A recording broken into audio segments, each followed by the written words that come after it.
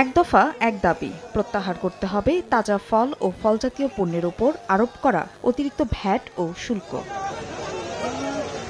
বৃহস্পতিবার দাবি আদায়ে চট্টগ্রাম, ফেনী ও সিলেট সহ কয়েকটি জেলার ব্যবসায়ীরা রাস্তায় নামেন। তাদের অভিযোগ, ফল ও ফলজাতীয় পণ্যের ওপর অতিরিক্ত ভ্যাট, এসডি ও টিটিআই বসানোর কারণে স্বাভাবিক নিয়মেই দাম বেড়েছে।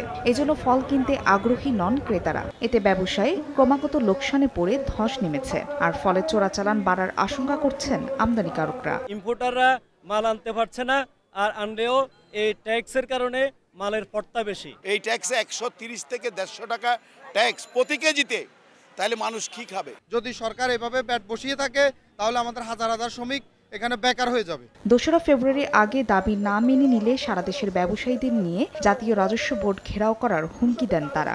এখন আমরাই সব বেশি ট্যাক্স দিয়ে যাচ্ছি। যখন আমরা বন্ধ রাখবো, কিছুদিন বন্ধ রাখলে সরকার হয়তো বুঝবেন, এখন বুঝতেছে না।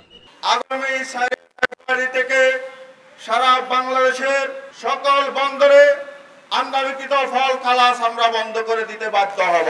গত 9 জানুয়ারি এনবিআর এর প্রজ্ঞাপন অনুযায়ী বাদাম, আম, কমলালেবু, আঙ্গুর, আপেল ও নাশপাতি সহ যে কোনো ধরনের তাজা ফল আমদানিতে সম্পূরক শুল্ক 10% বাড়ানো হয়েছে। ফারিয়া ফারজানা, সময় সংবাদ।